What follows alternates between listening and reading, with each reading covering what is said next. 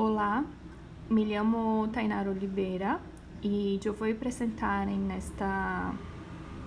neste vídeo o tema referente ao acidente cerebrovascular hemorrágico da matéria de Fisiopatologia 2, que é suministrada por el docente Dr. Oporto Velasco Luis. Bien, vamos começar com uma introdução a respeito do tema. O AVC hemorrágico também é conhecido como ictus hemorrágico, derrame cerebral ou hemorragia cerebral.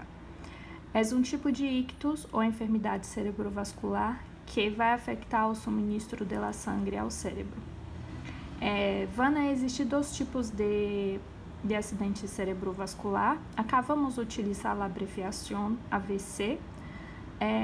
Dentre os dois tipos que existem, vamos citar o tipo isquêmico e hemorrágico. O AVC hemorrágico é o tipo de acidente cerebral hemorrágico menos comum em relação ao AVC isquêmico, e este se produz quando um vaso sanguíneo se rompe e sangra em o cérebro. Isto vai ser uma compressão e vai afetar o tecido das células do cérebro rapidamente. Bien, como conceito, temos que o AVC hemorrágico ocorre quando se rompe um vaso sanguíneo e sangra dentro do cérebro, e isto dana as células e que começam a morrer. Como classificação do AVC hemorrágico, podemos citar a hemorragia intracerebral, que é o AVC quando é provocado por uma hemorragia dentro do próprio cérebro, es decir, em o parênquima, e a hemorragia subaracnoidea, que é o AVC quando é provocado por uma hemorragia em la superfície do cérebro, em o espaço subaracnoideo, que é formado por duas membranas que cobrem o cérebro. Como vamos ver um pouco mais adelante, acá vamos falar de las meninges, não? Para poder determinar o que é o espaço subaracnoideo. Pero acá temos uma imagem onde podemos observar os dois tipos de AVC. Acá temos o exemplo de la hemorragia intracerebral, que ocorre em o parênquima. Temos acá todo isto é o cérebro. E acá podemos mirar uma hemorragia por ruptura de um vaso, pode ser por uma ruptura também de aneurisma. E acá temos uma hemorragia do tipo subaracnoide. Enquanto à epidemiologia, aproximadamente uma de cada 6 pessoas que têm AVC tem um AVC hemorrágico. Por lo general, um evento vascular cerebral hemorrágico afecta mais as pessoas maiores, pero pode ocorrer a qualquer idade. É a terceira causa de muerte em los países industrializados. É a primeira causa de discapacidade da população general. Em los pacientes menores de 60 anos, tem maior prevalência em los del sexo masculino. E aproximadamente 30% de los pacientes que sofrem de AVC morrem ao ano. O AVC tem prevalência maior nos maiores de 65 anos. E aproximadamente 80% de los AVC são de causa isquêmico e solamente 20% de causa hemorrágica cerebral. Acá vamos fazer um resumo de lo que são as bases anatômicas e fisiológicas do cérebro. E nesta imagem podemos verificar o cérebro, que é composto por o telencéfalo e o diencéfalo. Acá está determinado pelas cores, não? Acá temos o cérebro. O tronco encefálico, que é composto por o mesencéfalo, por o puente, por o bulbo raquídeo, e na sequência temos a médula espinal, não? E também o cerebelo.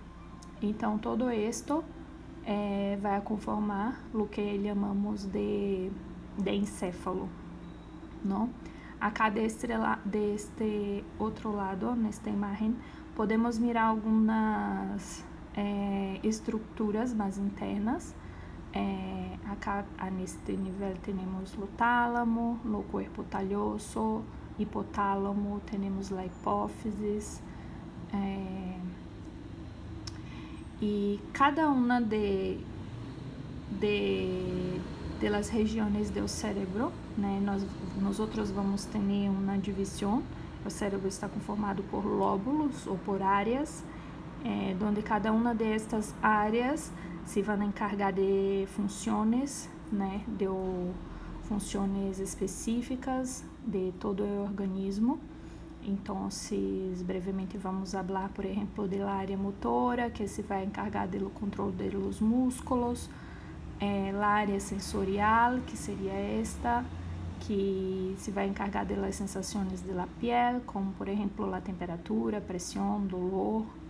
Acá temos o lóbulo frontal, que é encargado dos movimentos, da capacidade de resolução de problemas, concentração, pensamento, comportamento, personalidade, humor. Temos também uma área determinada como área de Broca, que é a área responsável por la habla. Temos o lóbulo parietal, que é responsável por la audição, linguagem e memória. Temos o tronco encefálico, que se vai encargar da consciência, respiração, ritmo cardíaco. É o cerebelo, acá, este nível, que se vai encargar de postura, balanço e coordenação de movimento. Temos a área de Wernicke, que se vai tratar da compreensão da linguagem. É o lóbulo occipital, que é responsável por la visão, percepção, e o lóbulo parietal, que é encargado das sensações, linguagem, percepção, consciência corporal, atenção. E por que é importante nós outros que tenhamos o conhecimento destas áreas funcionais do cérebro? Porque uma vez que ocorre um acidente cerebrovascular hemorrágico, e se afeta uma destas áreas, vamos ter qualquer uma destas funções podem ser afetadas. Então, nós outros temos que ter este conhecimento, não?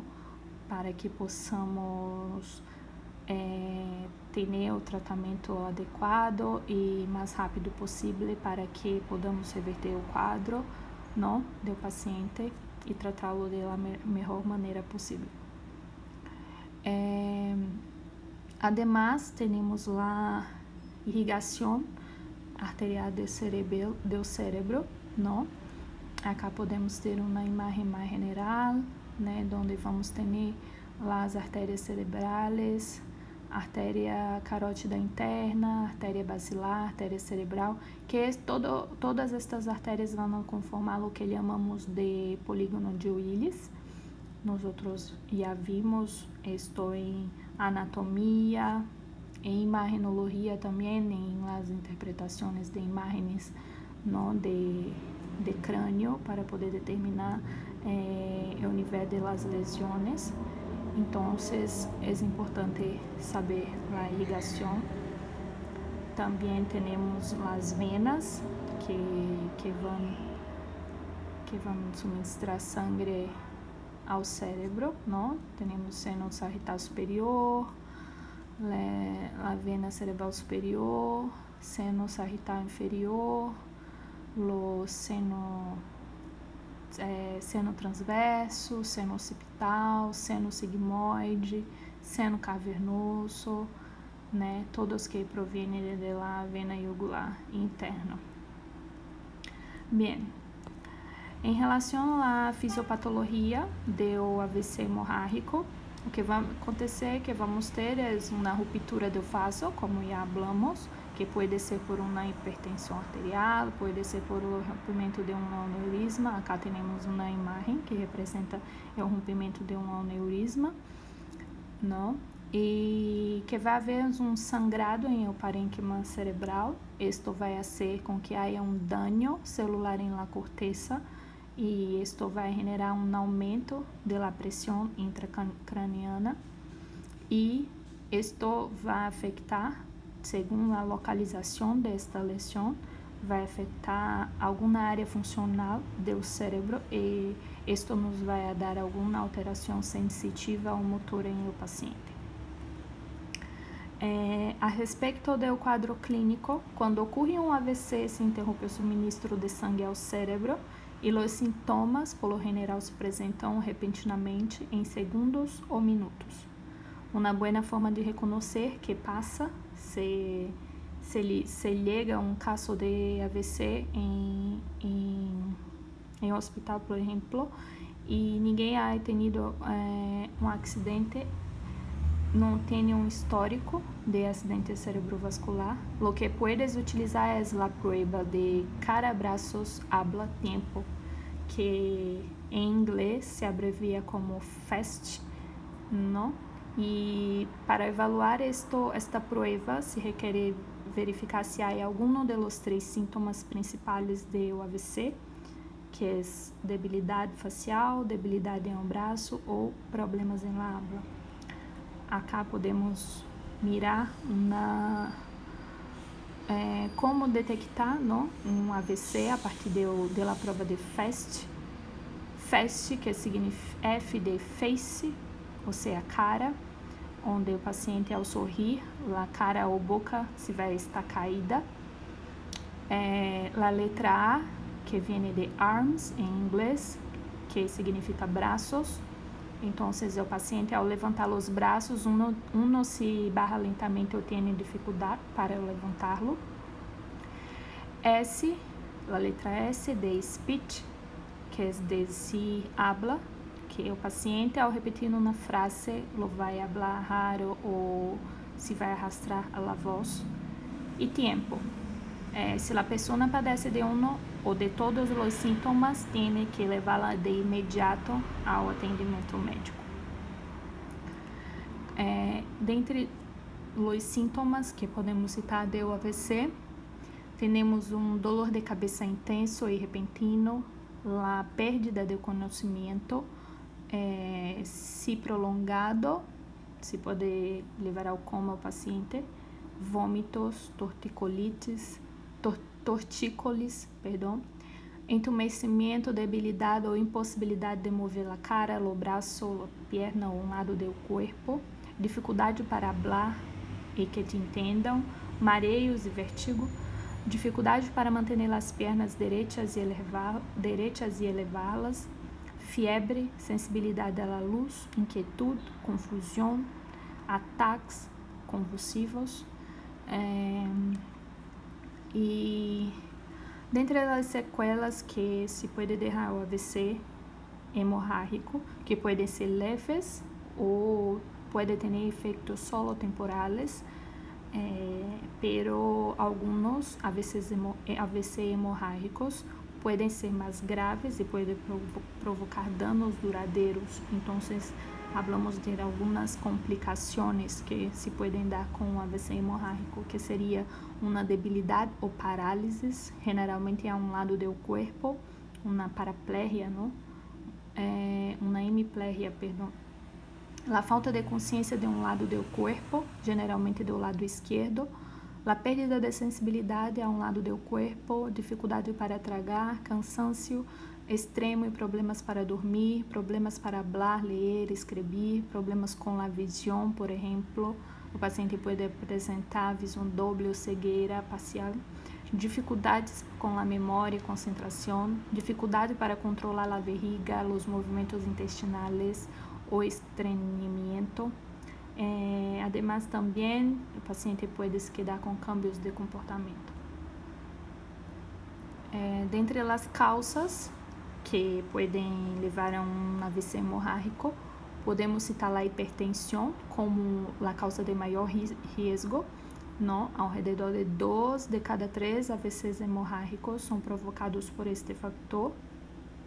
A inflamação de um vaso sanguíneo em um cérebro, como hablamos anteriormente, um aneurisma intracraniano que se pode romper, não? E por por un aumento de presión arterial, se puede romper.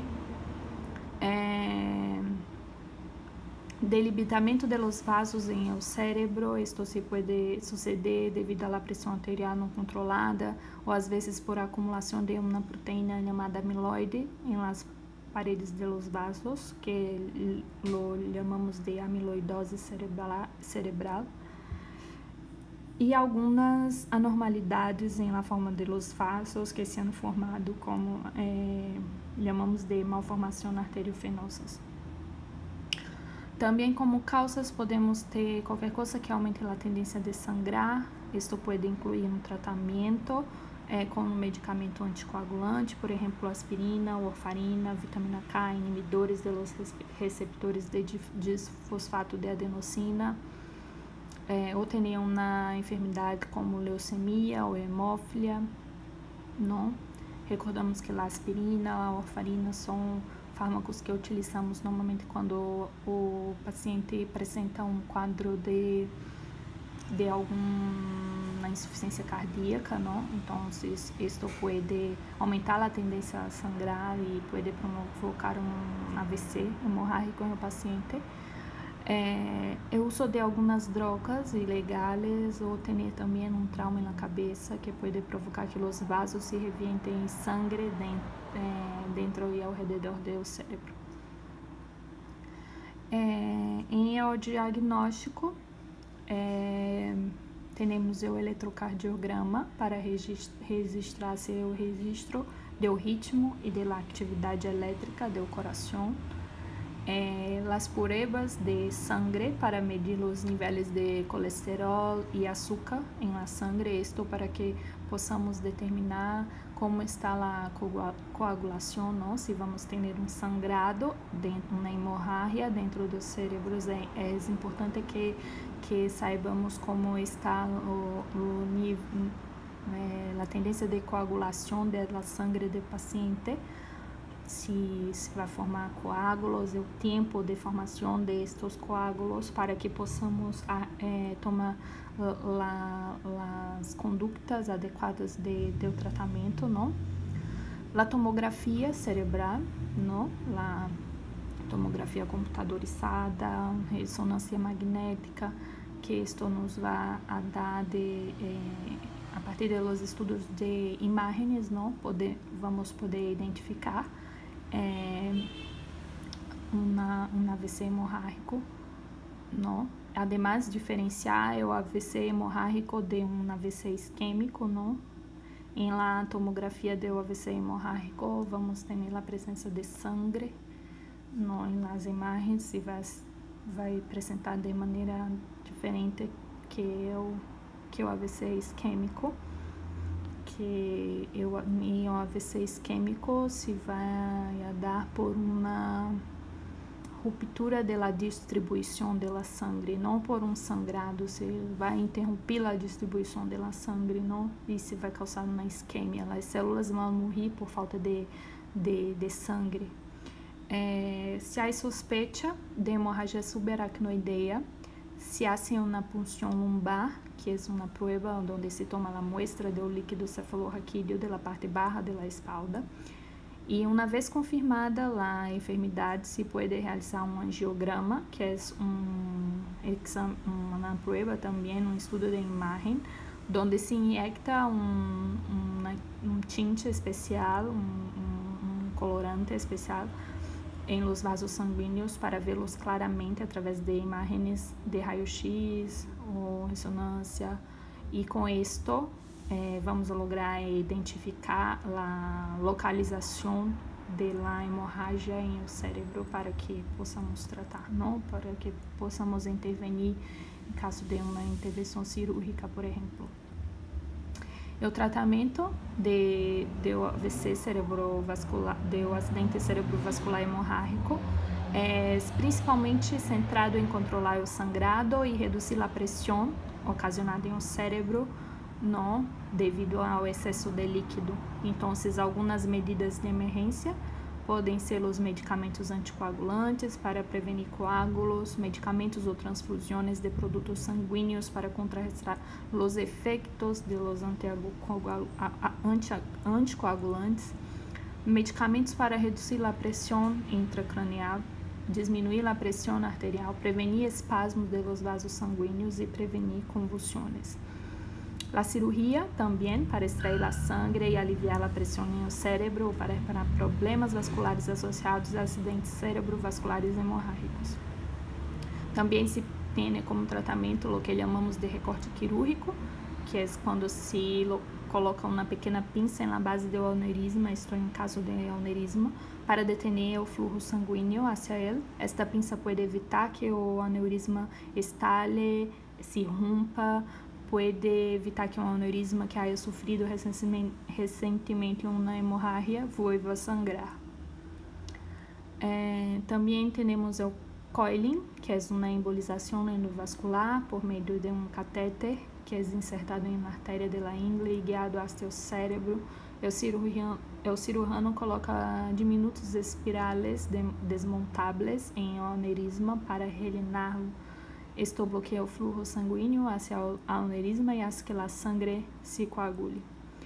También se puede hacer una extirpación quirúrgica de la malformación arteriovenosa. Los cirujanos pueden extirpar una malformación arteriovenosa más pequeña si está ubicada en una área sensible del cerebro. Y esto elimina el riesgo de ruptura y se reduce el riesgo de accidente cerebrovascular hemorrágico. Sin embargo, não sempre é possível extirpar uma malformação se está localizada em um profundo do cérebro, se é grande ou se esta extirpação causaria um impacto excessivo na função cerebral. Não devemos sempre tomar em conta que toda a área do cérebro, todas as áreas do cérebro são responsáveis por funções, não? Então, temos que ter muita precaução. E a radiocirurgia estereotática, que é um tratamento avançado, minimamente invasivo, utilizado para reparar malformações de los vasos sanguíneos. Então, isto é todo. Muitas graças, doutor.